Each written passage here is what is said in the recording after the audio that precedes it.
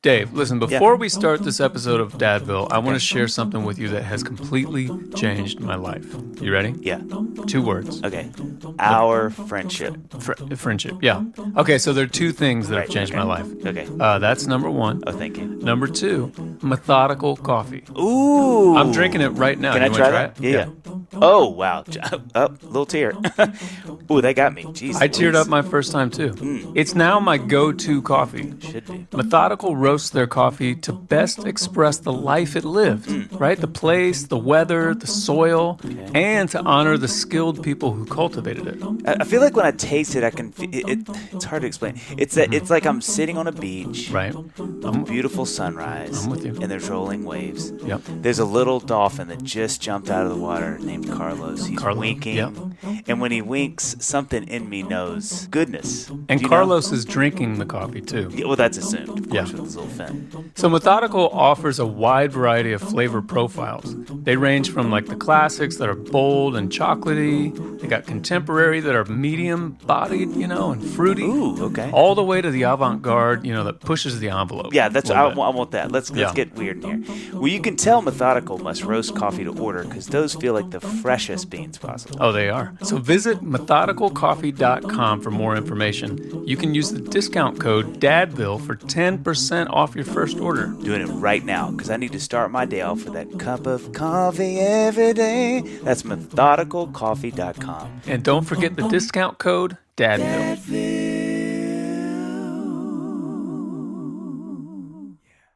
Great, here we go. Okay, no more joking around. No more joking around. Actually, just a lot of joking around now. So, we're excited today here on Dadville. One of our guests who lives probably feet away from both. An esteemed colleague. A member now twice. He has 2 tickets into Dadville with 2 kids, which is and the new one's like she's still young, right, Matt? I think so, yeah. She's like 10 months, I think. 10 months. 10 months. Oh, that's maybe the best start to a Dadville we've ever had. 10 months and 3 days, actually. Well, you came in. Oh, there you go. That was the fix. Way Well to done. save that. So this is a fun one. So Matt has Mr. Mat Kearney, who's our guest today. He's already been referenced in the podcast, which kind of started a little bit of a turf war here in 12 South. There was some beef. That was happening. There was some gangs that were starting getting. It was kind of our first Dadville drama. Hopefully not the last. Hashtag Dadville drama. We reference Matt in that one of Matt's sort of like spiritual gifts is how he always looks cool. And Jon and I feel a very kindred spirit between the both of us that we do not always feel cool. Well, and there's a lot of emotions that it brings about in my heart because there's intimidation, but there's also inspiration. And I think it was Rector's interview. There's a fine line between those two. It's basically the same thing. They're becoming the same thing. We had our interview with Ben Rector, and we were talking about how we just don't. We've almost just let ourselves completely go. And I said the only times that I really get it together is when I run into Mat Kearney at a coffee shop here in our neighborhood.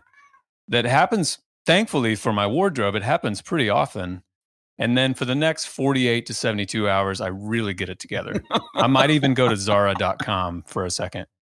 And then it just it falls off. Bro, I mean, Zara, that's an interesting move. I like that. Jon, You're probably thinking, I haven't been to Zara.com since 1998.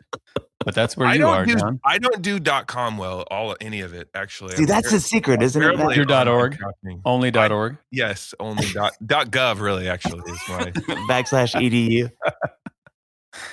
So so this is one of the reasons that we're excited. There's a lot of reasons we're excited. Matt's with us today, and that'll unfold as the episode does. What we always start with, Matt. I know you've listened to every single one of our podcasts, so you're just how this goes. But what we like to do is kind of we start with what we call our brag sheet because it's just fun to sort of dwell on the accomplishments of our guests and just amazing things all you guys have done. So I'm going to read them off, and you might want to buckle up because this is going to be a good slice of whatever the opposite of humble pie is. Proud pie. Can we start a band called Proud Pie? Proud Pie. And it's got to be funky. Okay. So Mat Kearney, here we go. 1.6 million albums sold. And I want to tell you too. Yeah. So here's what's funny is Where what did that number? you would be amazed how we do this with every guest in the music world. Is this like when you go to networth.com, it's like totally accurate? Networth. That's where we get all our info. That's where we get all our questions too. Well, here's what's fun is they actually have pluses in front of it. So it's like they're even flexing on like it could be more than this. Okay, so 1.6 million albums sold, 2.5 billion global streams. That's with a B, folks. 517 million on-demand streams, 2.8 billion with a B, airplay audience, 1.6 million social audience. I mean, I like when I say that, Matt, how do you feel? Like what hits you when I say that? I feel like there should be an asterisk by some of those stats actually, because I don't know if they're correct. That seems like a lot. But well, here's the thing. There should be an asterisk next to 1.6 million albums sold. And then you go to the bottom of the page and it said the equivalent of 1.6 albums sold in 2021 is like 50 billion albums sold in 1985. Yeah, that's true. That's what the asterisk would say. And if you compare it to NSYNC's heyday, it's like 4 albums. It doesn't even matter. If it was 2007, no, man, it's that's crazy to hear. I mean, I can't believe my last job was Starbucks, so every day I get to do this seems like some crazy ride that I am incredibly lucky to still be able to do. Yeah, I think that's why. I mean, I can't speak for Jon. I think that's one of the reasons I love reading that as the first thing. One, because I think for anyone that doesn't know who any of you guys are, it's a fun little like, oh. But I think too, that is always the response. I think everybody sort of goes like, whoa, that's, like, I don't know that we've read it once and anybody been like, yeah, I mean, actually, some of those numbers need to be updated. Actually, that was 2017. Yeah, okay, it's more now. Yeah. Well, so one of the things I wanted to kind of start with is I don't know if you remember this. I think the first time that we ever like got a ticket to kick it, I think Ed and I were working on one of my records, Cash, and we were in Cool Springs. Whoa, wait. Okay. I will think I'll even go as far as we had just eaten at Genghis Grill. Bro, you were in that car. That was the fateful day. So that was like is. a very monumental day in my life, actually. So you and I knew each other like in passing, like but I think you were new to town. I'd only been here a couple years. I don't think we knew each other. I think I just heard of you. I was like a fan of you, and I was like, hey man, maybe we knew like. No, I think there was and so I think Ed and I had either gotten through eating or we were going in to eat or something. And you were there. I don't think you were with Rod. I think you were by yourself. Yep. And so we start talking. You're like, well, man, I got some mixes. And we were like, yes. And dude, I remember, I'm not saying this just to blow your head up, but I remember sitting in that car and you played Trainwreck for us. And maybe like a couple other tunes. You may have played, I can't remember what you played, but I know it was like a couple songs. And I remember hearing that song and thinking, this is one of the coolest just things I've ever heard. Cause it was like, the spoken word with the choruses that were sung and that track. I remember made you laugh. I remember we talked about this like a decade ago. Cause I actually like hit you up and was like, dude, I can't find that song. And you were like, yeah, I think it's like gone away. And I was like, well, no, it doesn't need to go away. Cause wasn't it like a bonus song or it was on your first record before you got signed and then you got signed and something like that. And I didn't like that song for a while, so I removed it off of actually nothing. That's what it was. Nothing Left to Lose, which was the kind of like became a culmination of this independent record we had done. That was what you were hearing, and then that kind of got me signed.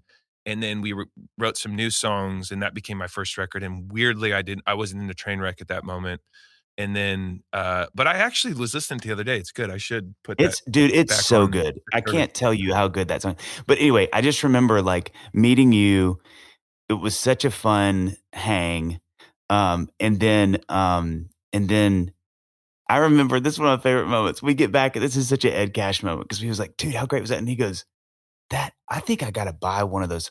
Would you find out what a chord that was? Because that's the best sounding system I've ever heard in my life. Like he talked about that sound system for like 5 minutes. That's what I remember. So that was such a vivid memory to me because Genghis Grill was amazing. You could get whatever you wanted in a bowl.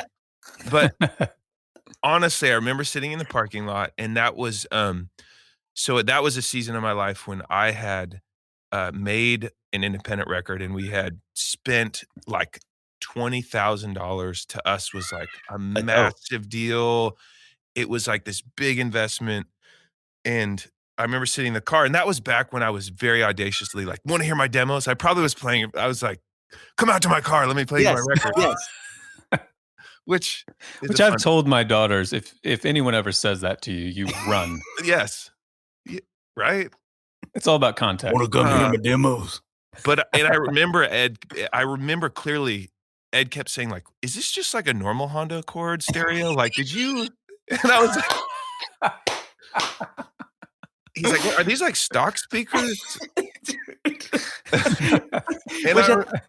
Which was a compliment, especially to Robert, the guy I was working on, because he's such a good mixer. He mixed my whole new record. And but no, it was very vivid because that honestly, I remember Wirtz heard some of it through that moment, and then he passed it on to Scott Clayton at CAA, or Tim Beating at CAA. Yep. He passed it on to Scott Clayton. And that was literally that car was like the beginning of my trajectory in any sort of like business sense of having industry people, because it basically ultimately got me signed to Aware Records. And it was literally that car ride and that listening party. Well, if you had been in a Toyota Camry, it would have been maybe never would have happened for you. All I want to see, Matt, is that your next tour is sponsored by a Honda. They're like, we heard your story on Dadville, and we're sending you a flock of Hondas. Whatever their stereos are called. Yeah, but you know it's so funny, and I love how you said that. I think that's one of my favorite things about living in this town. Is just all of us are so simpatico. Like it's just everybody's this soup that sort of gets mixed together, and all of our stories are always somehow intertwined. And I love that about this town. I mean, I was the same as you. You know, I still do this. Like I think maybe a year ago I gave a CD to somebody somewhere. Like literally, and 41 years old, I think I saw somebody at a restaurant. I was like, dude, that's so-and-so. And I like I'm still doing that. You know what I mean? It's like, and if you hadn't done that, we'd have never sat in that car. So it's fun having you here. So, you know, we kind of like to, we'd like to take it back. We like to take it back to the old school. So this is one thing I'm kind of fascinated about you. I don't know many people from the Northwest. I just don't. It's like, when I meet people who are like, no, I like grew up in Seattle, grew up in Portland, I grew up in Eugene. I really feel like you just have to just talk about that for a while. But you're from Eugene. Yes, Eugene, Oregon. And you lived there until you, I love you threw that in. And then you were there until, I mean, you did school, you did college, which we'll talk about in a second, but that's where you were from until here. Yes. Okay. So what was it? What is it like growing up in Oregon? Like what was your family like? Like what was sort of like, you know, what's the vibe? Well, I mean, I'm a sixth generation Oregonian. So on my mother's side, yeah, they were like settlers, you know, covered wagon. We played Oregon Trail as a kid. That was my family. We actually have a journal from them traveling across the country, and like, holy cow, one of the brothers traded his sisters to like Native Americans for a horse for her, and they had to go back and like get her, and like he got whipped by his dad, like literally. I would hope so. Yeah, he got whipped, is what they said. And then oh my gosh. They went and settled in Portland, which was really cool, outside of Portland. Oh, so they didn't go to Eugene? No, they were in Portland. Yeah, they were like up somewhere north, like around Portland. And then eventually my mom grew up in Ashland or Medford, Oregon, which is in Southern Oregon. So through those 6 generations, they end up down there. And then my parents got married in Hawaii, barefoot on the beach. That's another story. After like they had known each other for 4 weeks. Wow. And they moved up to Eugene, and that's kind of, my dad was like a hippie-ish guy, but he had also gone to law school, and he started his practice in Eugene. And yeah, so I grew up in Eugene, Oregon, which is like a great little 200,000 person town. University of Oregon's there. Nike. Yeah, Nike started there. That is true. Yeah. I mean, is that being from there, is Nike, because is Nike still there? Yeah. Well, Nike's world headquarters are in Portland, but yeah, Nike started on the track in Eugene, Oregon, where Bill Bowerman and Phil Knight started making shoes with waffle irons, and they just started putting them on the University of Oregon track team. They started making just custom shoes for them. And Phil Knight was a Tiger rep for those shoes, and he started using his channels of Tiger to like start making Nikes. Tigers, bro. And so Nike's deeply a part of Eugene's culture and running and that whole thing. Yeah. But like you didn't grow up with a bunch of Nike employees' kids, because that would have all been in Portland at that point. Yeah, they would have moved to Portland. But I grew up with a lot of friends who like the Jacowas were like the first lawyer for them. So they're, set for multi-generations. So there was definitely like friends that went back maybe a couple of generations, like that when they were starting the shoes, some of those people and those families. So what was your family like? Like what were the Kearneys like growing up? My parents were interesting. They like my I feel like the fact that your dad was a hippie with a law degree, that is the Northwest. Yeah, that sums it up. That sums it up. It's like hippie-ish, but we've got a law degree. Well, and he was from my dad was from Rochester, New York originally. And I actually wrote a song about it called Rochester, which is one of my favorite songs I've ever written. But it's like his story.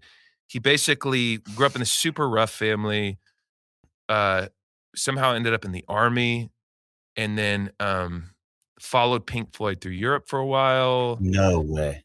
And then heard, like he said, almost an audible voice one day. He was really like, he was instantly sober. He'd been high for like months. He was like instantly sober. It said, go home, get a job, get married.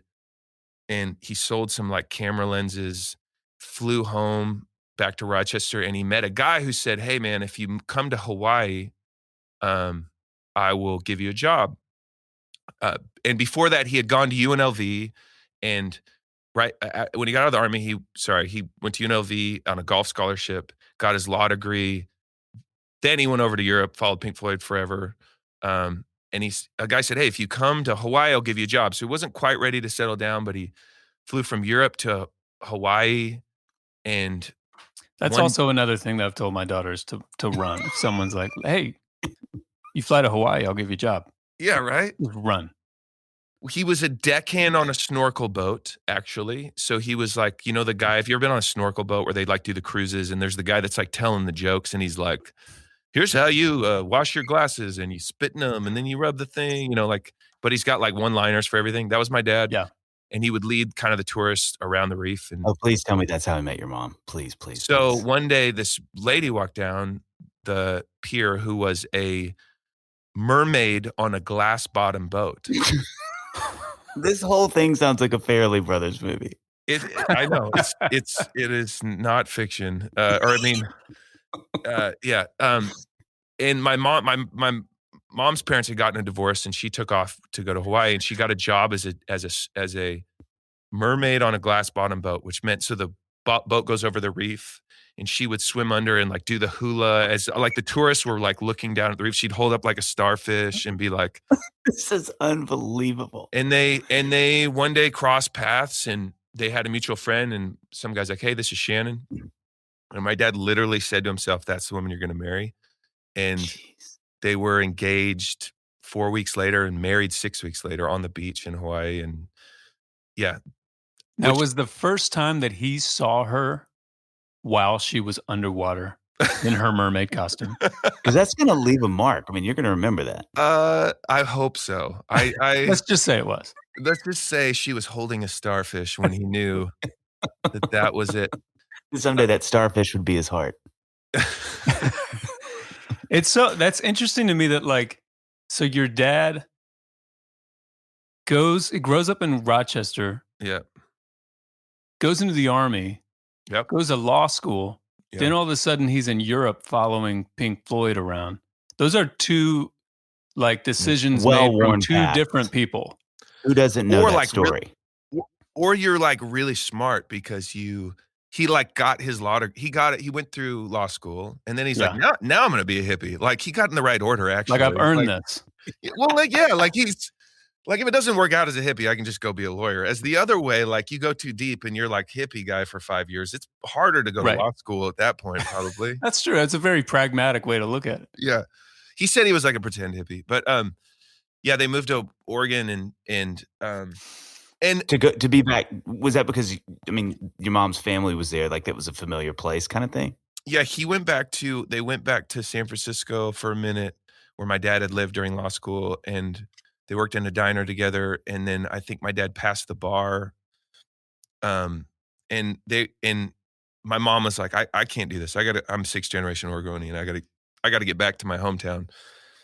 And so I think my mom was a big driving force for them heading back to Oregon. And they went up there. I don't know if it was like a trip, and they ended up being like, okay, this is where we're gonna go. And so and my dad needed a place to kind of start a practice. And I think Eugene was the right size of town. And they bought this little house literally where you could like touch both walls with, two hands. And uh my dad he said he figured out how to start his own practice, and he was a wreck every day. He was so nervous, he said. Man. And But then yeah, when did they have y'all? When did the kids enter the equation? so yeah, they had my brother, and then I was shortly after that. And so yeah, I kind of grew up in this home where um there was a lot of rough edges, I would say, in my parents. My dad had come from a really difficult family, and my mom's parents had just gotten divorced, but they both also had we're in this kind of real spiritual awakening moment Mm. in the Northwest, like around some of the like early Jesus movement stuff with where like Bob Dylan was becoming a Christian and like these other people. Mm-hmm. So they had this really cool, like kind of um, non-religious idea that there was this really gracious God, and they had Mm. both radically kind of gone through that thing.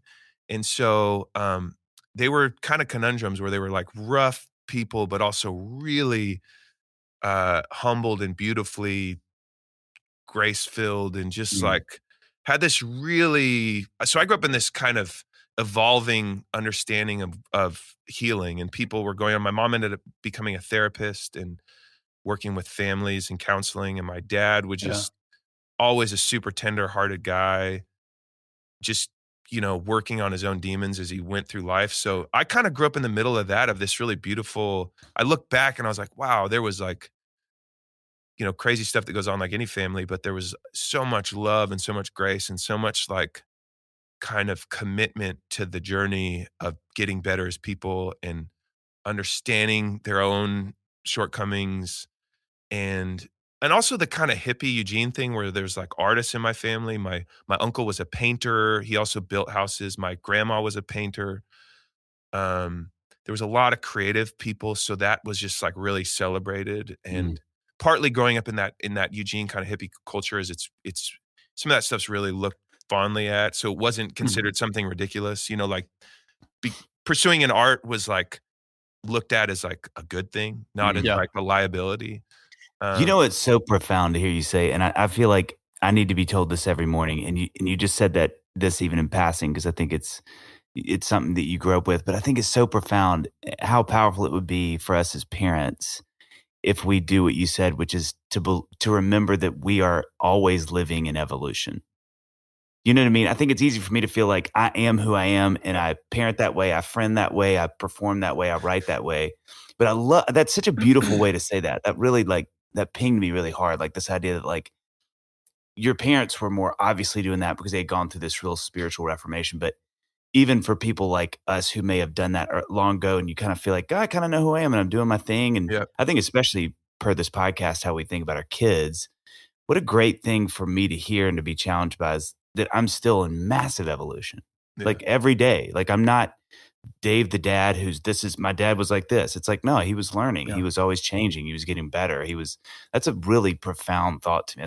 I love how you said that about your parents, because I think that may have been more obvious to you, but I think we're all still doing that, hopefully. You know what I mean? Well, and I think that the trajectory of their lives was they kind of, they didn't grow up in this culture where you kind of like pretend like, okay, we're all good people. We do the right thing. Like they had been in really rough things, and that had changed. So this kind of journey was like to be committed to changing and growing was just like part of like, it was accepted as normal. It wasn't like you had to have it all figured out. I mean, Mhm. even my dad, he's 75.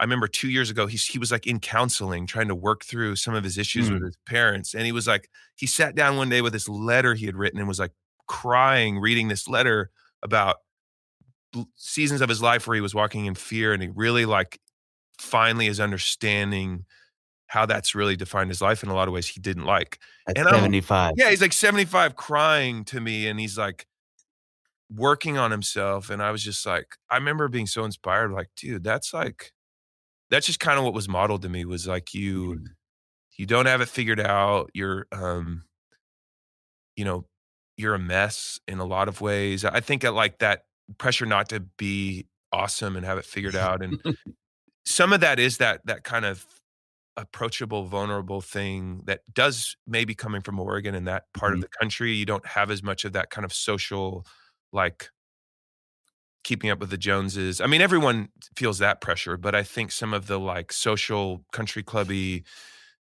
I don't know, social ladder, some of the stuff wasn't as prevalent in the communities we grew up in, maybe. I don't know.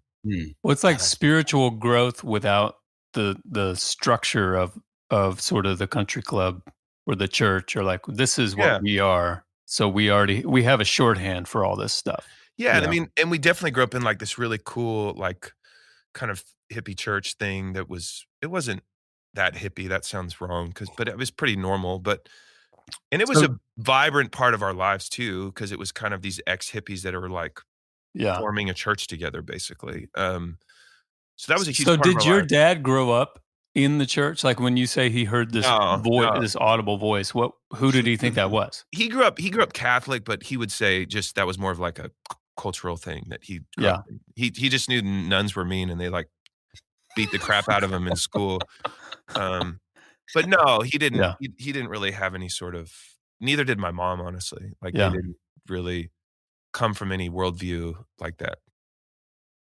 Jon, Dave, we're both right. Spring is springing as we speak, and my wife Annie is persistent about spring cleaning. The biggest challenge is she always makes me go in the closet and chuck a bunch of stuff I'm not using. And then there's that sad moment when I get the jeans up and they're a little more snug than they were last year, and I start crying in front of her, and she wants to leave the closet immediately. I know, yeah. She sends pictures. But, we typically try to tidy up our place around spring as well, like everybody else. Yep. But I don't mind it. No. Because I get to power wash things. Have you ever power washed lately? Yes. That is one chore that is no chore at all. No, that's a And gift. speaking of tidying up, now is the perfect time to get your life in order as well. See what you did there. I like that. One of the ways that I'm doing that is by protecting my family with life insurance with my friends at Policy Genius, who are awesome with helping with that. Policy Genius is where you can compare top insurers in one place and 50% or more on life insurance policies. I love that. First, you head to policygenius.com. In minutes, you can work out how much coverage you need and compare quotes.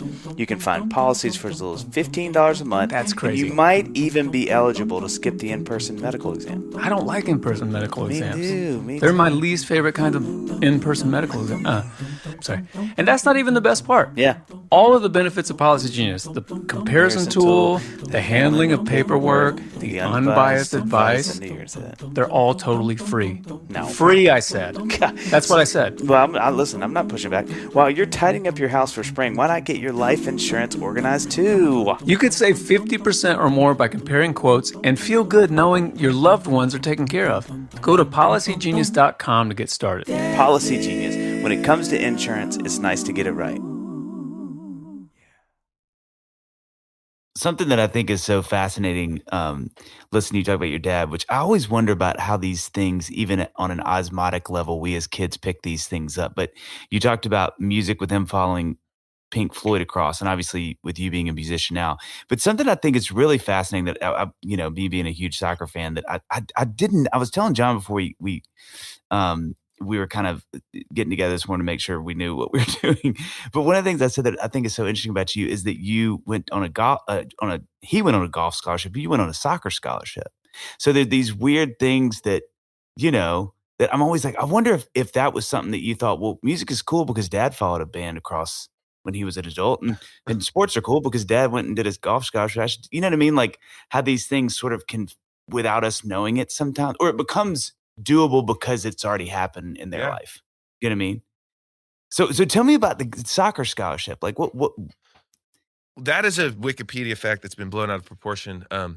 I did play soccer in college at Chico State University. Yep. Scholarship is a very loose term for like, I think I got help with like some of my books and stuff. Hey, but it counts. It's a lowercase s, but it's still an s. I mean, it definitely. I don't even know if. Yeah, I definitely played soccer in college. I was What's funny is people in Eugene don't know me as a musician at all. Or during that season of life, high school, I was a soccer player. I was an athlete. I was an art. I was like the weird artist that like hung out in um, the fine art part of our high school. I was way into art, like photography and painting and that kind of thing. So that was the only thing that was maybe not the normal jock, but I was a soccer player and went to college and thought that was my passion. It's what I'd always done. Played soccer, played for a really awesome club team in Oregon that we went on to all these tournaments. But I got to college and like didn't know what else to do. So I became an English major and started writing. And I found that as a soccer thing, you get to college and it's like all of a sudden it's a part-time job and your coach is kind of not very nice. And I don't know. I learned pretty quickly that we wasn't. I think I peaked my first week of my freshman year. Honestly, that was literally like the best I ever did. Was like early on, and then music slowly started. I started really not doing music till college and writing around that season of my life. How did like what was the entry into music like? Like what made you think I'm gonna start playing guitar? I'm gonna start playing piano. I should sing this song that I'm writing. Like how did that happen? Well, music was such a deep part of, I would say, and this came from my upbringing, was music was just like really celebrated. And I wouldn't say my parents were like super music heads or something, but often my dad would like be blaring music on Sunday mornings. Like Paul Simon's Graceland is like the most vivid memory I have as a kid musically. But I also remember Michael Jackson's like Thriller and James Taylor and it was just really celebrated. My dad could kind of be goofy sometimes, so he'd like play music in the morning. We'd be making pancakes, and like Michael Jackson would be bumping. And I remember just really celebrating music, and then I deeply fell in love with it to where I'd be up in my room listening to like Bobby Brown and like crying about Tenderoni. Like I had a Tenderoni, and I'd literally be in tears. So there was some sort of pipeline that music really deeply, deeply affected me. So I was such a fan of music, and it was such a huge part of my heart that I just kind of like picked up a guitar in college. Basically, my roommate had a guitar and learned a few chords. And honestly, it was so hard for me to cover other people's music because I wasn't very good that it was easier for me just to start kind of writing songs. It was like just kind of 2 chords and say some stuff. And like, that's way easier than like whatever John Mayer's doing. I was like, I don't know how to do all that. So it was probably Dave Matthews actually at that time. John Mayer wasn't even a thing yet, but yeah. So I just it was like build the ship as you make it or as you go kind of deal with music. I just was such a fan of it. And I don't really have a good story of how I got into it other than it just kind of happened. Stole my roommate's guitar and literally would go sit for hours playing 2 chords and writing songs. And that was like probably my sophomore year in college. And you, I mean, the other thing that's so interesting about you growing up in Portland is, I mean, you were kind of there maybe on the back end of it, but still in that just Northwestern music I mean, that was explosion. That was like Nirvana, Pearl Jam. I mean, granted, that's more Seattle, but still like there were a couple bands that were Portland bands that were huge. Meat Puppets, I think, is still Seattle, but there was some of those. Like Modest Mouse was one, and then like Decemberists and that stuff was like happening back then. Yes. Honestly, though, I wasn't listening to that. I was listening to like Tribe Called Quest and like De La Soul and the Northwest scene. I kind of knew some. There was a band called The Daddies. They were like the swing band that was a big deal to me. Do you remember them? No. Cherry Pop and Daddy. Oh, yeah. I remember them. Like, Zoot Suit Riot. Oh, yeah. Like it was like swing music for some reason. We go to all their concerts, which is funny. But music was really celebrated, obviously, around, and especially like all my friends' parents were like ex-hippies. So like the Beatles and that Bob Dylan and that thing was always being played. Bob Marley was such a big influence in my high school. Everyone listened to it all the time. There were like cults that literally followed him. There was a Uprising mural, the cover of his Uprising album was on one of our high school walls. So yeah, but like mostly I was listening to hip hop back then. I wasn't listening to that stuff. Which is funny because, again, that's one of the things I told John we were talking about today. Like, I remember meeting you and being so blown away, like I talked about with Trainwreck, where I was like, here's this guy that's doing this rap spoken word thing with a guitar, which for me was like alien sorcery. I was like, what is this amazingness? So it makes sense that that's what you would have been listening to, because obviously that's so much of how you started, was that sort of dual thing you were doing where you were singing, but you could also do these sort of spoken word raps that was so unique, and you were so good at, like you had a real skill set for it. So it makes a lot of sense that you weren't like cranking Pearl Jam 10. You were listening to, I left my wallet in El Segundo as opposed to, like Smells Like Teen Spirit or whatever. I definitely had that Pearl Jam record and loved it. But yeah, I was leaning more towards that world, weirdly, like East Coast stuff. Yeah, that's so fascinating. And so you go to college. We know you make the trek here, and then you meet Annie, though, after you've been here a while, right? Your life kind of music starts going, but that's kind of like a little later into you being here, right? Yeah, I'd been here 10 years maybe. Oh, really? That long? 8 years when I met my wife. Yeah, okay. I was here for a while trying to I was working at Starbucks. I was just trying to. I got here early. It was a road trip. A friend of mine in college, when we started writing music, he wanted to start recording my songs, and so we recorded a few when I would go home for Thanksgiving. And he said, "Hey, man, I'm gonna move to Nashville. I had some inroads to like be a producer. Will you help me drive across the country? If you do, then we can record some of your songs." And so we packed up the truck, we drove across the country, slept in the back of it, got to Nashville, slept in a parking lot in Cool Springs for a while. And like, it was like this fun college summer thing we were going to do. And I was going to be here for a month, maybe get a job for the summer. And we started recording songs, and some people, like little small figures in the music industry back then, but still to me, heard some of those first recordings and were like, dude, this is good. You should think about it. And it was enough for me to call home and be like, guys, I'm dropping out of school. I'm going to move to Nashville and be a musician. And I'm kind of, yeah. How did they react? Weirdly, like, I remember my dad was like, okay, can you get into school somewhere? Because what year of school would this have been? This would have been my junior year. So this was going into my senior year. Oh my gosh. And my dad was like, well, can you go to school? And but weirdly, it was like, okay, if you need to do this.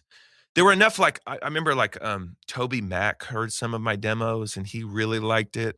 Some other people. So there was enough of like, they're like, wait, I think I heard of that guy. Like he likes your music, that kind of thing.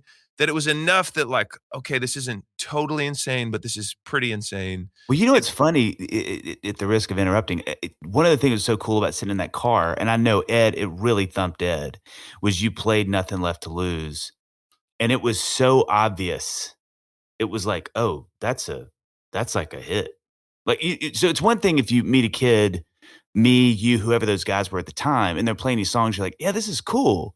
But then it's another thing when you've got a song that people are like, come by Monday and let's sit down. Because I remember Ed, I think you and Ed even got together after that and hung and you played some more tunes for him. Because I remember him being like, I remember driving home and he was like, dude, that song, that's a song. Like he's got. So I mean, I think to encourage and bolster the story even more, I think it's not just you were great, but I think especially once you had written that song, I think you had that golden ticket in some ways. That's not just a cool meeting when they're like, well, keep us up to date with what you're doing. They're going, hey, can you send that song? It's like it becomes that whole thing, But I'm curious what your parents. I'm curious about two things. One, did you feel like you needed to sell this to your parents, sort of? And two, what was their or were they always just like, you do whatever you want? You can go to law school or you can follow Pink Floyd around Europe. You do whatever you want. I mean, I'm guessing that's the outlook that you kind of grew up under. Definitely that was celebrated more than normal. I remember in our high school, they put up this wall, this picture on the school hall, and it was like of the map of the US, and they put pins in where all the kids were going. And it was like celebrated to leave your town. Yeah. There was no like go to state, like that was just not part of Eugene, Oregon, weirdly. So yeah, my parents were the same way. It was like my brother went in backpack through Europe, between his senior year and his freshman year of college. Like that was celebrated. So there was this kind of like, man, this is your life. You got to figure it out. Do your thing. I remember my dad being like, if you need to do this, that's cool. You're on your own. Like go figure it out financially. But if you need to do this, you got to do it. And so weirdly, I didn't feel like I had to sell it to them. I think I had just enough going, like with some people and some names they'd heard of, that it helped my cause. But I was going. Like, I mean, I got in the truck and drove to Nashville it was like, this is what I'm doing for the summer. And which is pretty privileged in some ways, that like I could just do that. And like we had the means, as me and Robert, to drive across the country. And like, I don't know, there is such a culture that my parents creatively set up that was like, whatever you need to do creatively was celebrated. I remember I took like airbrush lessons at one point in my life, like from this dude that, like, looking back, I was a sophomore in college. No, I didn't drive, so I must have been a freshman. No, I was a sophomore. He the first meeting, he's like, meet me at this art store. My mom dropped me off. We went in. I watched him steal like airbrush paint, put him in his pocket. We drove back to his house. His girlfriend 100% was a stripper, he told me, which like there's that. And which I don't think I passed on to my parents, that information. Sure. And it wasn't like you wait on that. You wait on that detail. She's not like dancing around. I'm just saying he just mentioned it to me. And then we're like working out of his apartment. We like worked on this piece together, and he was teaching me how. And my mom, I think he drove me home or something. I was just like, some of that's just ridiculous and bad parenting, actually, if you break it down. But they have created this sort of vibe. And when you get in that truck and you're driving to Nashville, you're like, no, this is the culmination of what you have taught me. I'm catching in on what you gave me. One day I went, so my senior year, I was going to visit one of my best friends in the world, Marshall Roman, who was in New York for spring break. So they dropped me off at Eugene Airport, and I had spring break because he was a freshman in college. He was my best friend. He was a year older than me. He was going to school, and I was going to meet my brother in Boston, and I was going to take a train to New York. My brother was going to school in Boston. I show up to, that's pretty adventurous to let, 18-year-old, but not crazy, go on a flight to New York, whatever. It's kind of a big deal, but my brother's there, best friend's there. Okay. Drop me off at the airport. They leave, have a great flight. Flight gets canceled, and I call them, and I'm sitting there, and they're like, hey man, the next time we're gonna be able to get you out is like 4 days from now. Well, I'm like, this is my spring break. I can't miss 4 days of it. That's like half the trip. And there were these two German guys there, and I heard them talking, and they're like, I think we're going to rent a car and go to drive up to Seattle. And I remember, like, I was like, hey, if I chip in, can I ride with you guys up to Seattle? Because there was a flight that was leaving Seattle that could get me there on time. Just remember hearing them talk about it. And I remember calling my mom and being like, hey, mom, so my flight's canceled. But I met these two guys that are driving up to Seattle. It's a 5-hour drive. Do you mind if what do you think about me hitchhiking in the back seat with them and like them drop me off at the airport? And I remember her being like, okay. Let me think about this. She's like, in my spirit, I feel like, yeah, this could be a good thing. I feel a peace about it. Why don't you just go ahead and like hitchhike up to Seattle? And I did. And I hitchhiked up to Seattle. I was in the back seat. They dropped me off literally on the side of the road. I had to take a cab to like the airport, slept on the floor, got up and made it to my buddy's house just in time. And so, yeah, that was a culture that's amazing. Which, looking back, I would probably not let my daughter do that. But no, we're ticking a lot of boxes on things that I will never let my daughters do. Right. But it did create this kind of like, this like, hey, you're a human, you're an adult, like you can fail, you can sink or swim. Yeah. And when I did that, I remember telling my mom, I was like, "Hey, I asked these guys if I could hitchhike with them, and they got kind of nervous. So I think it's okay if they're freaked out. If they're more freaked out than me, then Right. we're probably in good hands, you know." I can just hear them now, like cut to 2021, and he's like, "Gunther, do you remember when that boy got in the car? That was Mat Kearney with the songs. Yes, do you remember?" Like they're at every dinner party. Like, wait, here's a fun fact: 2 truths and a lie, but one is a truth. The best part is we got pulled over out of Seattle because they were used to like driving on the Autobahn, so they're flying to get there. And I pulled over and I'm in the back seat, they're in the front seat, and I go, just speak German, just speak German, just anything he says, just speak German. And so the cop pulls over and he's like, "Hi, do you know how fast you're going?" And he was like, "Guten Tag," you know, like he did the whole thing. And he's like, "You're going too fast." And he was like, "No English," you know, he just like spoke German to him back and forth. And the guy's like, "Hey, can you slow down?" I'm like, and he's like, "Oh, okay, slow down." And then he let him go. I was like, and they were like high-fiving me. They're like, "Yeah, the American knows what's up," you know. That is something that I do tell my daughters to do. Yeah. If you ever get pulled over, just speak German. I'm gonna do that for sure. So Guten Tag, guten Morgen, Hamburger, Switzerland. That is great. So okay. So you're in Nashville. You meet Annie. You're bonkers about her. Was that sort of courtship an easy one? Was it labored? Was she in? Was she out? Did it take a while? Like, what was that sort of dating life like? I remember she didn't really care when we met. She doesn't remember when we met. She says she does, but I don't think she does. She was shopping at Anthropologie. I was like, "Who's this? Wow, she's attractive." And I knew she was with a group of friends I knew, and I was like, "Hey, I'm Matt. We've met before, right?" She goes, "No, we haven't." You know, like No, that was just a pickup line, though. I mean, I actually kind of like okay. recognized her from. I thought I recognized her. I was like, "Hey, we met before." She goes, "No," like from your dreams. Yeah. And it was I knew I knew pretty early on that I really thought something was special. I probably knew in the first like month that I would marry her, and then that freaked me out, and it took me like a year to get back to that place because I was like, "Whoa." And your parents are like, "You've been together for over 4 weeks? Yes. Just get Why married. aren't you married?" Totally. Let's talk about if that's your story, what that anxiety that creates in your child. Like, do I have to know? Like, Right. like you're like, "Oh," you meet some girl, you're like, "No, I feel nothing." We should know You're by like, now. "Dad, listen, I met this girl. I know. And let me just say, here's the thing. She's not a mermaid. And so it's really throwing me off." He's like, "Mermaid or non-mermaid?" Yeah. That's another non-mermaid. I don't know.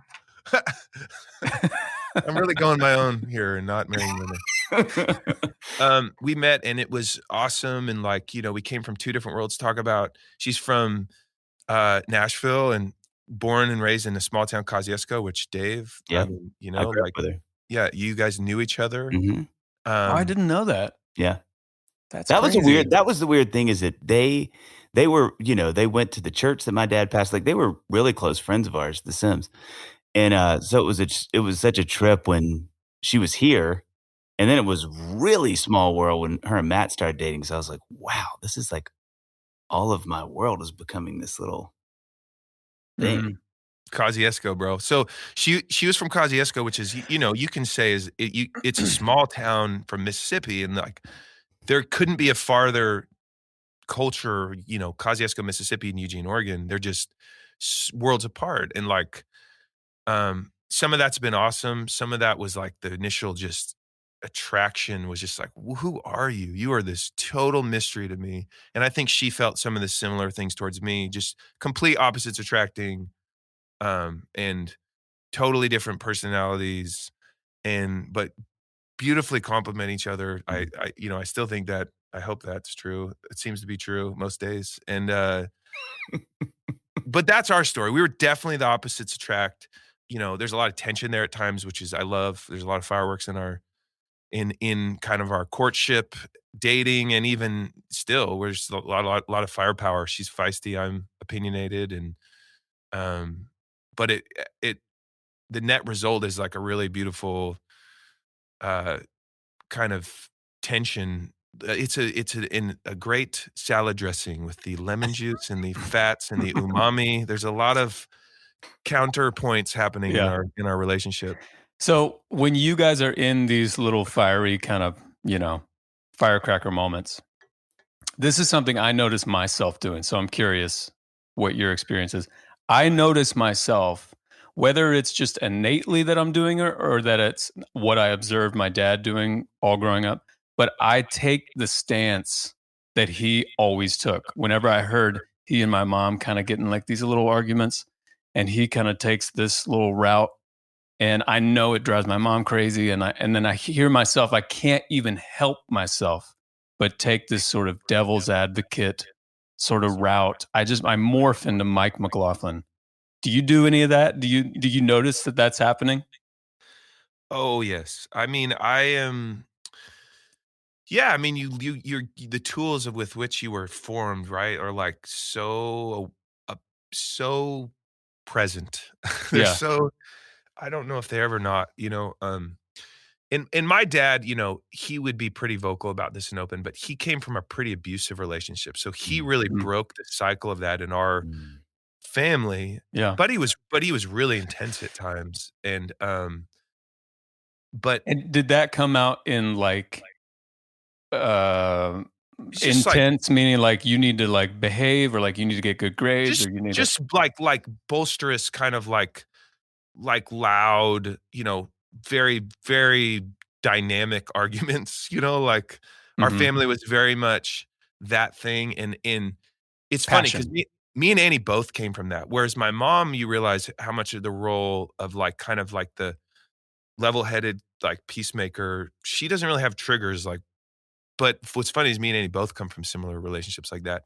So there Yeah. is no non-triggered kind of human in our relationship. So that's been something we've had to figure out, is like when one person gets triggered, the other person tends to also. And like that is something we're really working on, is like, how do we when one person isn't Dave triggered, be is like, hey, crying right now. yes. Like, how do we like, hey, like you're kind of losing it a little bit. Like, I'm gonna be the peacemaker right now and talk you out of your thing. No, it's like, oh, you're losing it. I'm losing it. Well, if you're losing it, I'm losing it. And then it's like, we are passionate, and honestly, it's been a really cool. Kids are a radical thing for that, for us. Like, where we used to like allow certain places, certain things to happen, it doesn't take long before you look over and there's a little kid looking at you with wide eyes, and you're like, oh, okay. Like, It's so funny you said that, Matt. Annie and I are very similar. Like we have a one of the things that's so funny about being so close to Jon and Amy is that Jon and Amy are like the most calm, and you hang out with them and you just feel your heart rate just slowly goes down. Like I've never seen Jon mad. Amy Just only goes down speaks. and down until we're all asleep. I will take that. I will take that. But Amy only like laughs when she talks. I mean, they're just like the most easy. I've never seen them get mad at each other.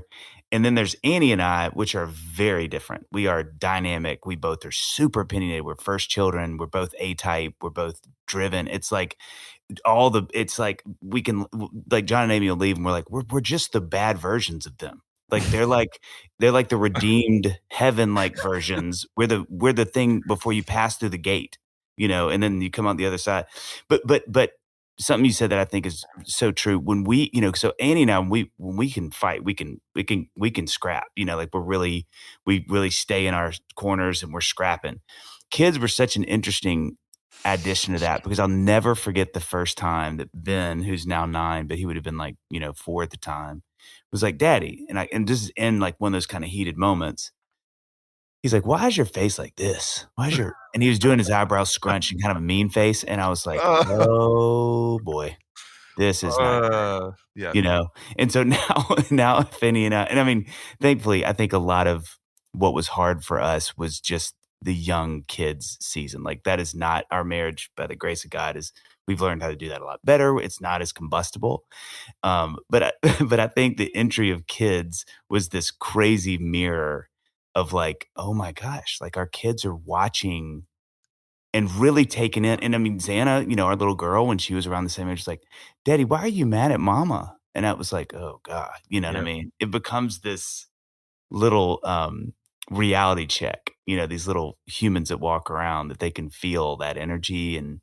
Well, because for a little while you can kind of get away with it. They're Yeah. young, But now our girls, Luca and Livy, they especially Luca, she's at that phase that I actually remember when I was a kid. I remember experiencing this where if Amy and I, just hypothetically, because like Dave said, we don't actually fight, but just hypothetically, I'm imagining what that would be like.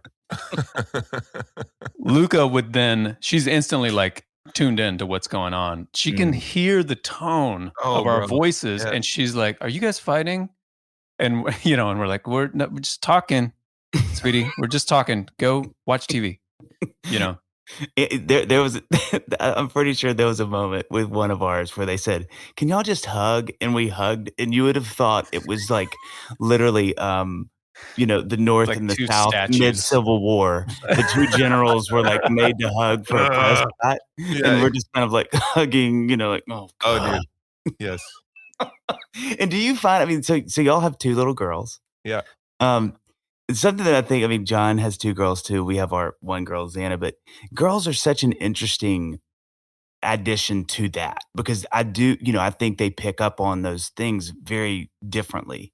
There's much more of like to Jon's point with Luca, how she's like, oh, the tone shift. What have you found with your two girls? Like, what has been, what are those things you've been like, wow, girls, this is interesting. That's a new thing that I'm learning. Well, I mean, I grew up with brothers, 3 boys, and no sisters. Women were a mystery to me in all ways. And so just like practically, there's a lot of things you have to learn. Like, I just didn't know. Like, there's which directions you have to wipe and think. I'm sorry. There's just like a lot I didn't know. I know. With like babies. I'm just like learning.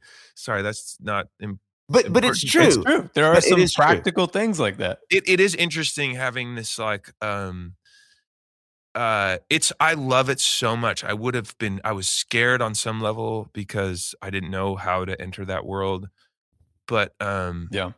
But it has been unbelievably rich to have like I just didn't know. I didn't know what it'd be like to have daughters, and I literally couldn't imagine it any other way. And it's like Olive is so freaking smart and intuitive. And yeah, there is that kind of like woman's intuition, like emotionally more probably complex individuals than like the little boy banging something. I don't know. Right. So there is that dynamic of Olive is like so smart, our oldest, that yeah, like in moments she's picking up on things, and it is a thing, man. I'm learning every day. I'm still figuring out. She's 4, so we're just like every year. I feel like what you said, how you slowly get to, it's almost like a gift. Like you have this little child that can remember nothing. They don't even know what words you're using. So you can like say stuff. You and your wife are fighting. You can say whatever you wanted, really. But they're kind of like, and then slowly you're like, oh, well, maybe I need to like, like you slowly have accountability every age until it's like allowing you to grow slowly and like kind of like deal with your stuff as you get older. Yeah. And now all of us, she just knows what's going on. And she'll kind of like make this noise. Like if she gets it confused though. Sometimes she thinks I kind of get passionate and talk. So if I'm happy and when I'm arguing, she may misinterpret those sometimes still. But she'll make this noise like she'll like go like ah, like if she wants to like stop. So me and her mom are fighting. All of a sudden from the other room I hear like this like, and I'm like, what damage am I doing to my child emotionally that she's learning this like caw noise to like break our attention span? Like somehow, like what is Olive's like 28-year-old version of that going to be? Yeah, like is it the same sound? Yeah. She's in a fight with her husband. She's like, ah! He's like, oh, okay, I'll stop. Yeah, I feel like our oldest can't quite tell time yet, but we have lost so many of those things like you're referring to, like, oh, we can still, she's a baby, all but we can do whatever. Now it's like, oh, now she knows what we're saying. Now she can understand. And now it's like, I feel like our last thing is time. Because I can lie to her, which I every day almost, I'm like, it's been 5 minutes. And she's not at the point now where she can look at the clock and be like, no, it hasn't been, or whatever. Oh, dude. Like, it's time to go to bed. It's only 6:30. Yeah. She just does, that's awesome. That I'll never forget. Ben was like that, and then like it got to where the bedtime was where it got the worst. She'd be like, "It's time to go to bed," and they'd be like, "Okay, but Dad says it's time to go to bed." And then Ben started to be like, "It's 6:47." I'm like, "And that's now bedtime." So I am dreading that day when that happens. I'm texting our teachers being like, "Can you skip that unit until like 4th, 5th grade?" It's like we got a good thing going. Yes. So I mean, you kind of just spoke this, but when you think about your girls, what have been the things that surprised you? Like, and not even pertaining to girls, but just with kids. Like, has been anything for you and Annie that you've been like, wow, this is new. This was unforeseen. I think, the first thing that comes to mind, which I don't know if this is an answer, but I remember me and Oliver sitting on the backyard, and you're like, I love your mom. I want to have a kid. I want to express our love for each other. And it's kind of what you do as people. And I don't know, just like that sounds like a fun journey to go down and Mm. like grow our thing. And I remember I was sitting on the front porch or the back porch with Olive, and we're listening to this song, and she's laughing with me, and we're like joking. And I'm like, all of a sudden, my eyes are like filling up with tears, and I'm like, "Oh, you're gonna be like my friend too one Mm. day." Mhm. And oh, you're like, this is like I'm bringing friends into the world. Like, we're probably gonna go to a concert together someday, and like, oh, our like tribe of like your community is getting bigger, and that was shocking to me because I don't. I was modeled that actually. I look at my dad; he's one of my friends today. My mom is one of my best friends. Like, I love them so much. Uh, they're a part of I like enjoy hanging out with them, going getting dinner with them, which is not Mhm. maybe normal. I don't know, maybe that's normal. But that is the shocking thing to me is like it's selfishly also, kids are the worst thing to do on some level. Like they're a pain in the butt. Like I never got up before 9 o'clock ever as a musician until they came into my life. And now Yeah. I literally can't stay up past 9:30 because I like feel like I get headaches because I'm about to having a panic attack. Or but, like, they are the worst thing for your life, actually, they're hard on your marriage, they're all these things, but then Uh-huh. weirdly, there's, like, there's, like, the selfish thing where you're growing your tribe and you're like, there are these people that are gonna be in your life for the rest of your life. If you do it decently, if you care about it, you respect them, and you treat them right, and you Yeah. cultivate your relationship with them, they're either gonna be, like, your best friends, and you have these, like, friends you're gaining, which is, like was mind-blowing to me. I never thought about that, but as we're laughing, listening to this song, I'm struck with that revelation. It's something that I feel this way. First of all, that's beautiful. I wrote that Yeah, down. I literally teared up I when you got said teared that. up when you That's said cool. that. I was like, "We are bringing friends to the world," and then immediately heard Michael W. Smith singing in the background. But, you know That was what's the so song they were listening to, that is what yeah. just on loop. I think the thing that I also realize, and I don't know if you feel this way with your girls, like with Ben, my oldest, I'm a big Arsenal football club fan, go Gunners, and now both my boys, they're just indoctrinated. They have posters, T-shirts, every holiday or every Christmas and or birthday. They just want new kits. It's like, and I did this to them. So it's not just you're bringing friends in the world. You're bringing these friends that you get to sort of like super make, where you're You're like, you're oh yeah, programming them. yeah, literally.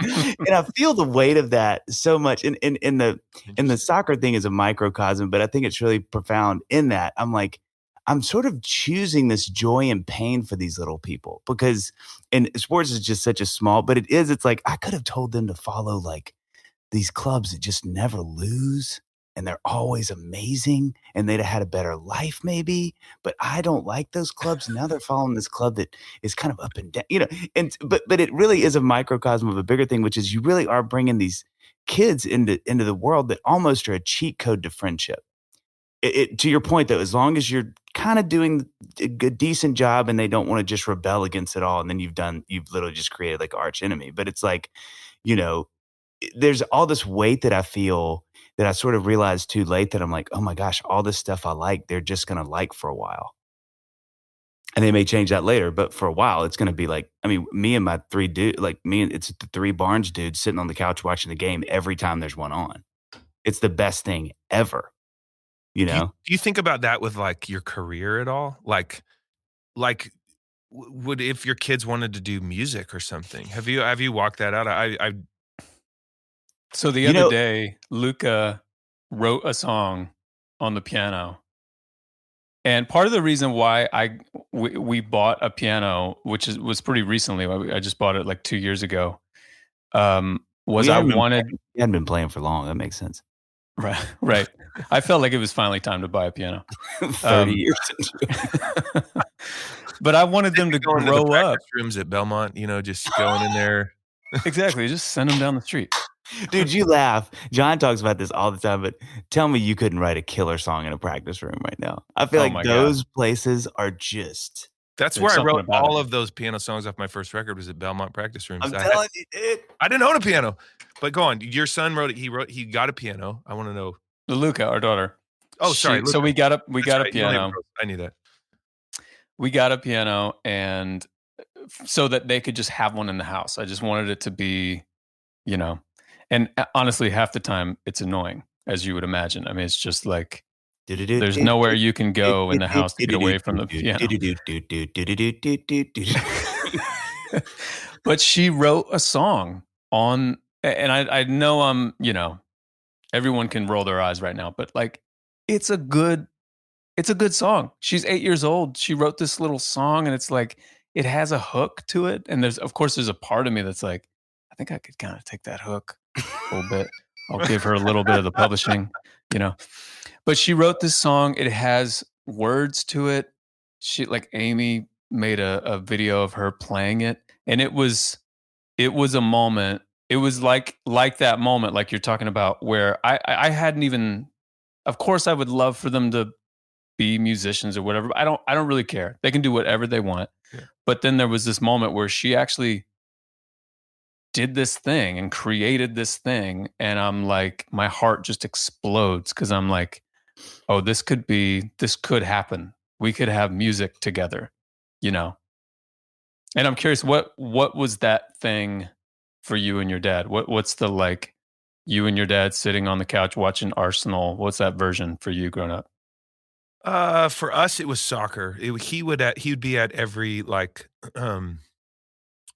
he was awesome, man. He worked a lot, but he had a teal cabriolet, which is hilarious. A Volkswagen cabriolet. He got it from some client. He always had these like hookups from clients. We'd have like these weird things that weren't quite. Well, it was a teal cabriolet. Like it's like sure, right. It's not the black one. He got it for a killer deal. Did he represent the stripper by chance? That was the cherry red one. But yeah. And he would come to every soccer practice, and he would on his way home he'd sit there, and even at soccer practice he'd be waiting to pick me up, and that was our thing. I think we that we really connected over was my soccer, and he was so supportive. He was always there, and yeah. Yeah, that's cool. I was going to say this a minute ago, and just to backtrack for a second, one of the things that I think is really cool about, and it kind of speaks a little bit, it sounds like your upbringing with your parents, Matt. It's like, one of the things that I love about growing up or having my kids grow up in Nashville, I wrote with Summer Overstreet yesterday, who's a writer here in town, and her dad is Paul Overstreet, who's had a bunch of hits. And I'm always fascinated by people who grew up in Nashville with a creative parent. Like, especially in the music industry, because I'm like, that's what my kids are.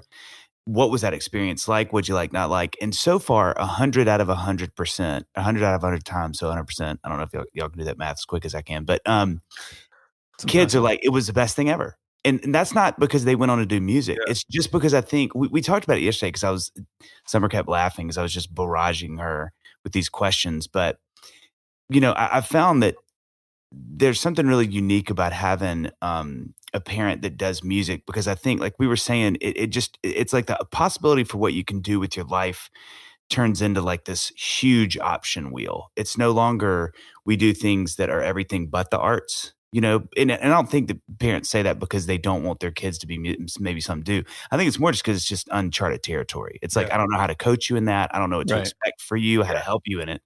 But I think what's so great about parents that do what we do, and my hope with my kids would say the same, is that it just sort of, and it sounds like, again, your parents kind of already did this anyway, Matt, but it's just kind of like, no, you can do whatever. man, come on, you want to do music? Rock the mic. I can help you out. But man, if you want to be an accountant, rock on, be a youth minister, whatever. But it's suddenly all the options get a little more open as opposed to like with the traditional, I know this language, I can speak it to you, business world. And so I think for me, one of the things that I get so excited about having kids living in Nashville, the community that Nashville has, is that thing where it's like, your daughter, Luca comes in and goes, I wrote a song. And you're like, oh yeah, but you probably did because you saw me writing them. You know what I mean? It's not, that's a spoken normal language. Whether she wants to keep doing that or not is up to her then. It's not, honey, I don't know what to tell you, or that we don't do that here. That's what, that's what crazy hippies do or something. It's like, it's kind of a known entity, When you kind of have like a avenue. Yeah, it is interesting because I meet a lot of kids and you do maybe give them an opportunity greater than you had if they want to do that. Like I can teach you how to write a song, or like there's skill set there that you'll be picking up. And I do think about that. I'm like, and then there's like the weird pressure of like, well, if you're James Taylor's son or something, is that like, are you burdening them? Like if, I luckily I'm not James Taylor, so I don't have to worry about that. But I mean, there is that, I think about that often. And like, I remember when I had Olive, one of the weirdest things I was struck with when I found out I was having a girl, I was like, well, if she wants to pursue music, does that mean she has to like do it differently? Like, does she have to sexualize herself, or like, you watch the path women have to take a lot of times in the music industry, and it's not fair compared to what a dude does. And like, I remember I posted something about that on Instagram. Of course, I got like ripped apart by people that like, left, you liberal or something. I'm like, no, I'm just saying like, it's like some sort of feminist, like the true sense of that word of like, do you believe women have the same opportunity as men? And like, I was thinking about music and what would her journey be like if it, I never really thought about it that way clearly until it's like your daughter. And you're like, whoa, if she wanted to go down this path, God, if she had to walk into that guy's office that I went into, creep me out, like, what would it look like for her? I don't know. It's an interesting journey for me to go on. It's like, what if she wants to go down this path like me?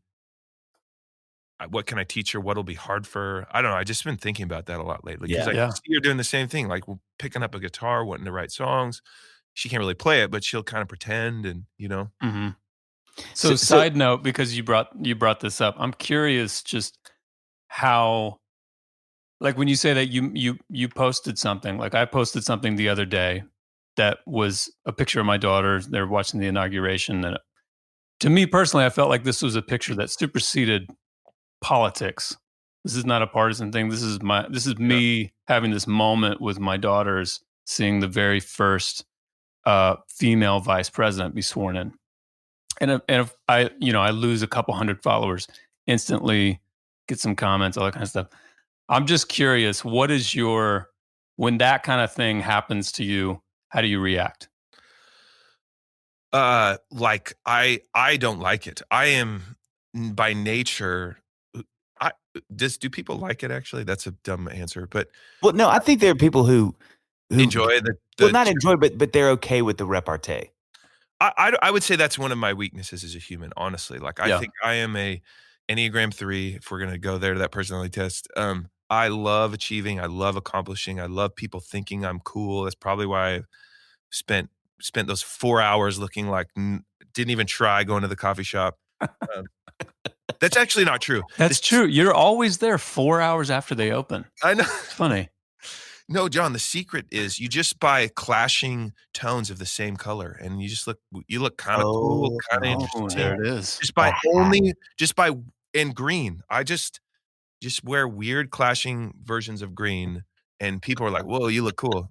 Next time you see me at the coffee shop, I'm going to be technically doing that. And you're going to be like, oh, actually, that's the one way you can't do it. So, John, one thing, camouflage doesn't apply. But I love your energy. It can't be two different kinds of camouflage. No, I think that there are, we all have artist friends, mutual friends who that is part of their online presence, which is great. I don't think that we should feel necessarily pressure to do that. And I think it's great when people do, but they make their opinions known. Yeah. And they get tons of backlash and they get in, discussions and arguments, as much of a discussion as you can have on social media. Man, but I feel like you. I just am not built for that. It affects me too much, I think. Yeah. You Yeah. know? I get this.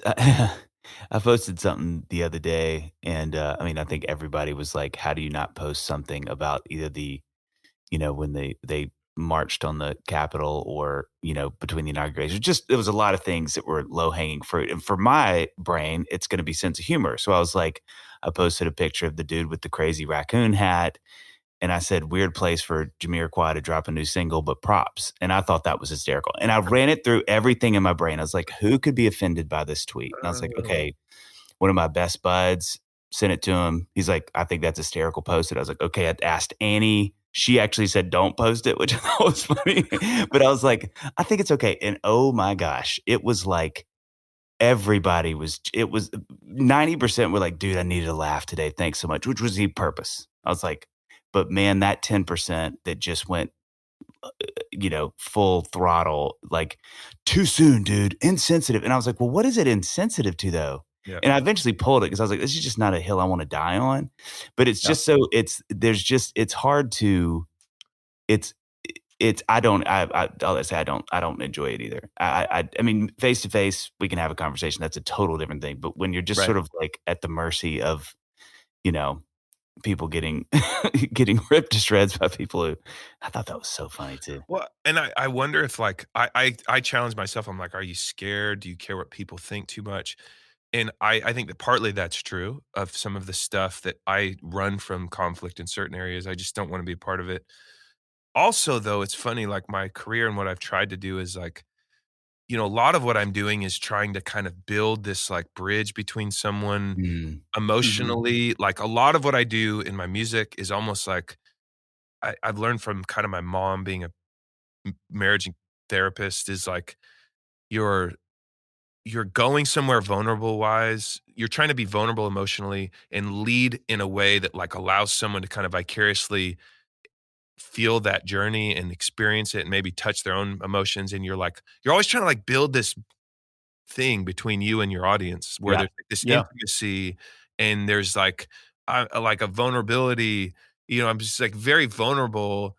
And so to like put something out there and then have it be this like debate or fight is just very, I don't know. It's just very foreign to what I've been trying to do this whole time. But I have been challenging myself a lot on that because you're like, why is it so painful if someone doesn't like what you do or doesn't like something you post? Like that is an interesting journey I've been asking myself lately. Yeah. Well, I think I don't have answers. me, I see social media, and last thought on this.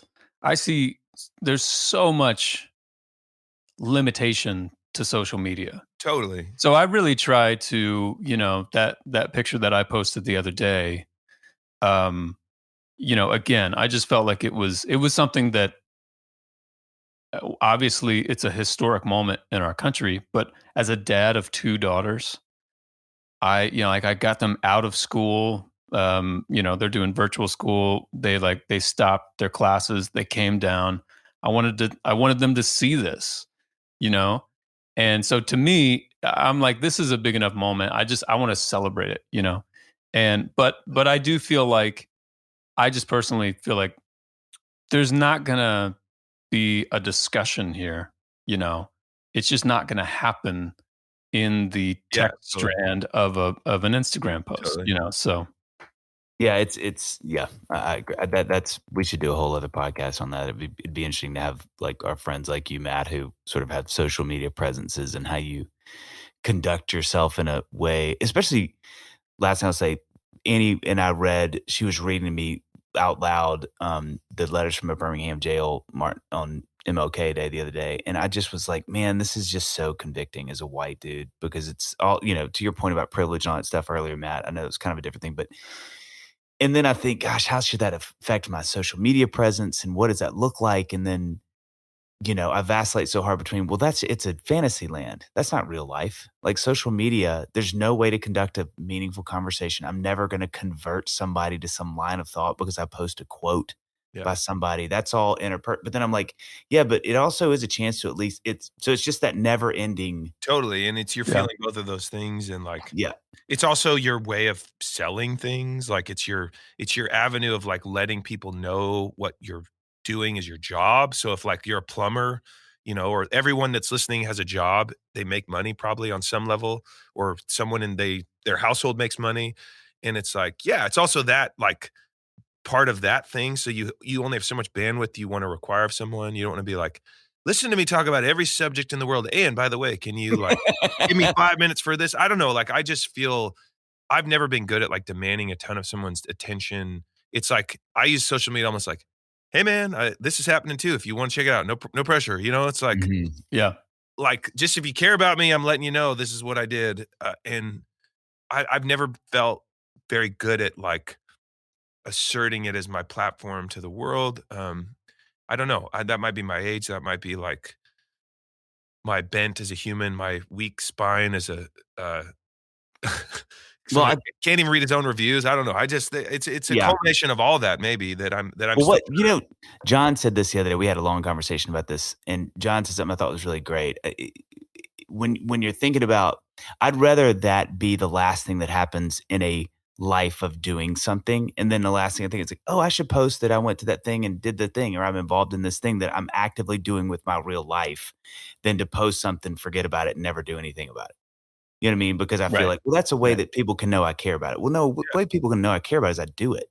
I'm actively doing those things that instead of, and so I think it's, but then, you get that dilemma. You're like, well, I don't want people to not know that I care about it because I just do it in my real life. So it's just the never ending. Anyway, so, okay. So a few more things and we'll release you to getting back to playing soccer in the backyard.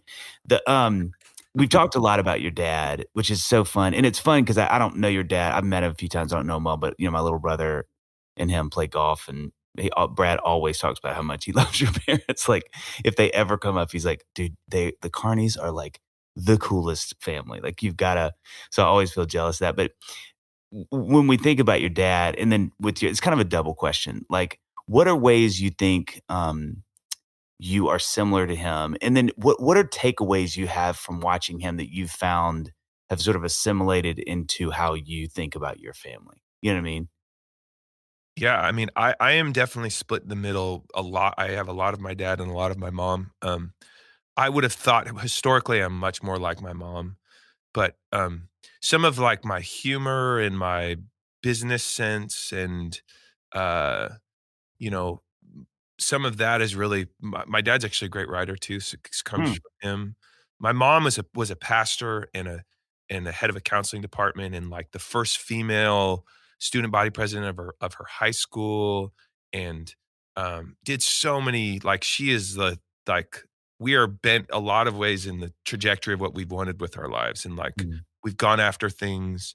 But they moved to town, and my mom like sets up some listening party in their backyard, and then the whole neighborhood shows up and they're throwing like a songwriters night, and then she got their local congressman elected single-handedly by like going door to door and just like campaigning. She's just like a mover and shaker, and a lot of my that kind of vision and the creative side came from her, and in her kind of she has big vision, and my dad was always the like steady super hardworking, like Cal Ripken of life, just like get on base, like just keep doing it. Like the single, like you don't have to swing for the fences, just get on base, man. Like and just keep doing it and do it for 20 years. And like you'll look up and you'll be like, wow, I really built something cool.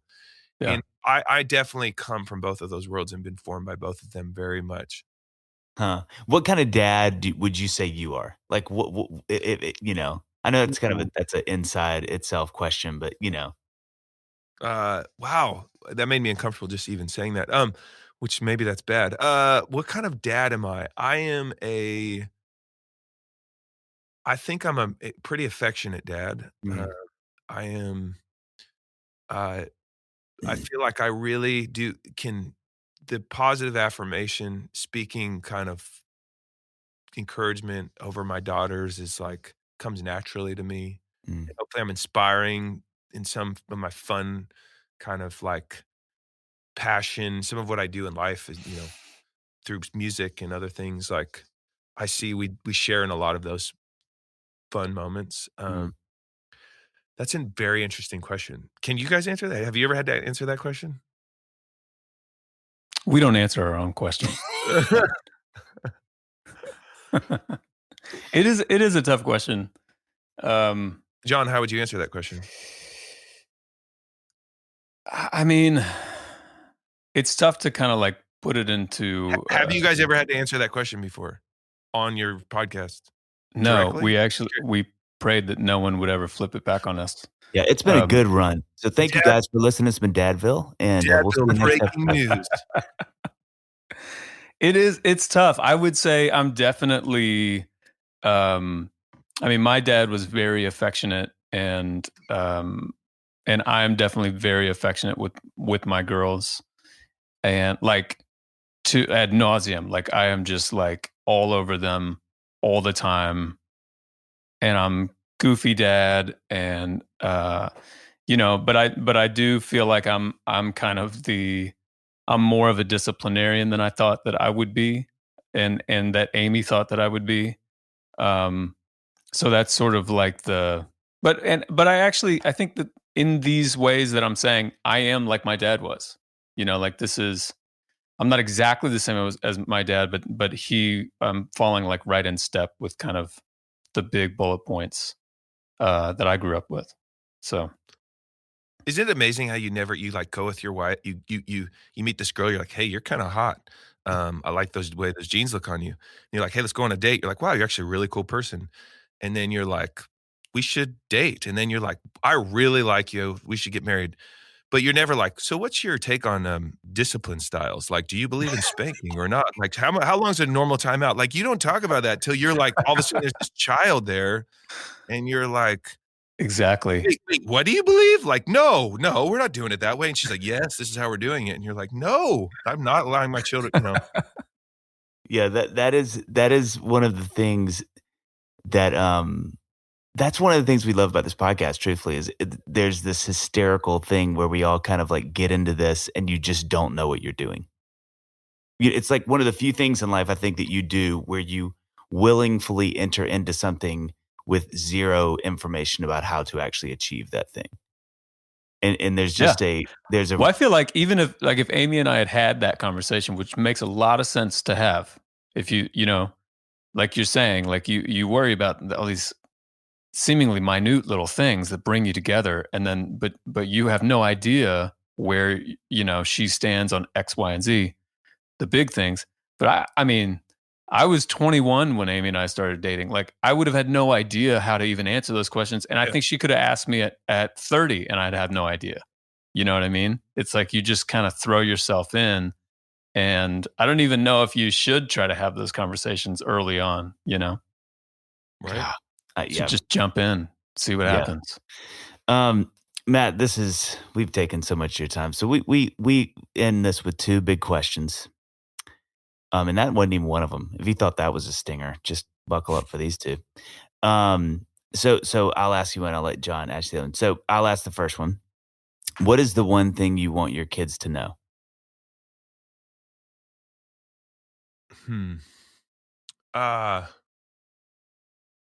I mean, that they're loved, I guess. I don't know. Is that overly simple? No.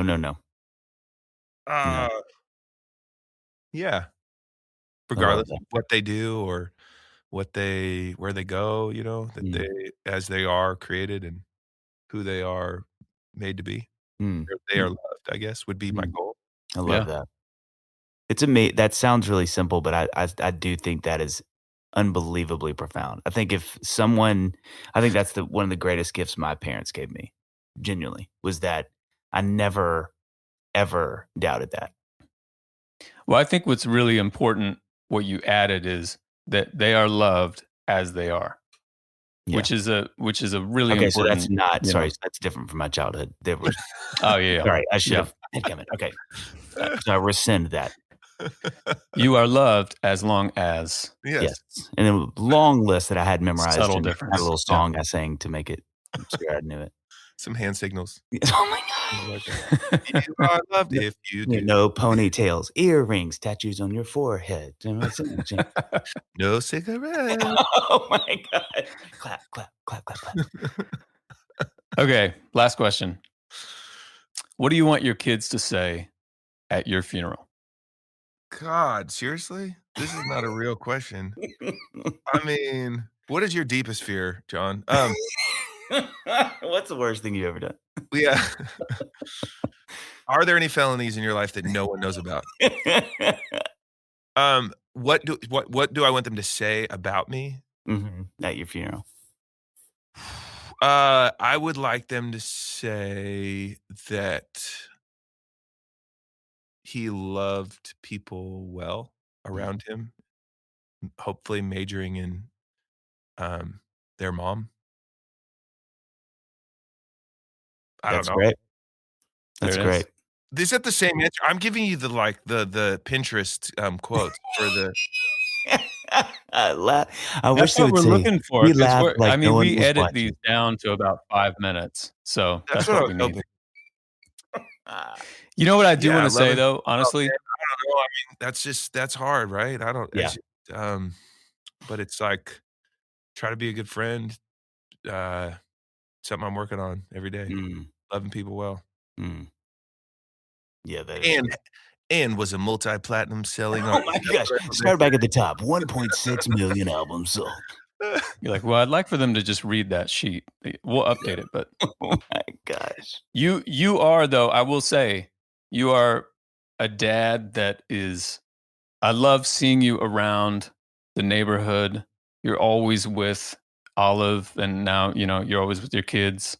And I think you should know that. Like, you should know that you are seen as a great dad. Like, people, whether they know who you are or not, I think, our little neighborhood here, we're all, like we said at the beginning, we're all just a couple blocks away from each other right now in the same neighborhood.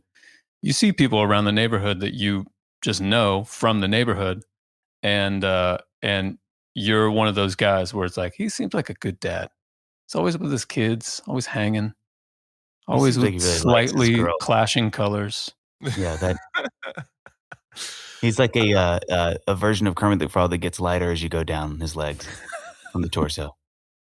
He's like a version of Kermit the Frog he's been standing in waist deep water all day.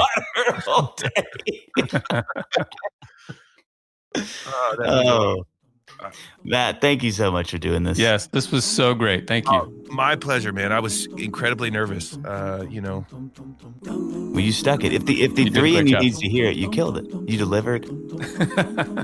You achieved. I do. I achieved.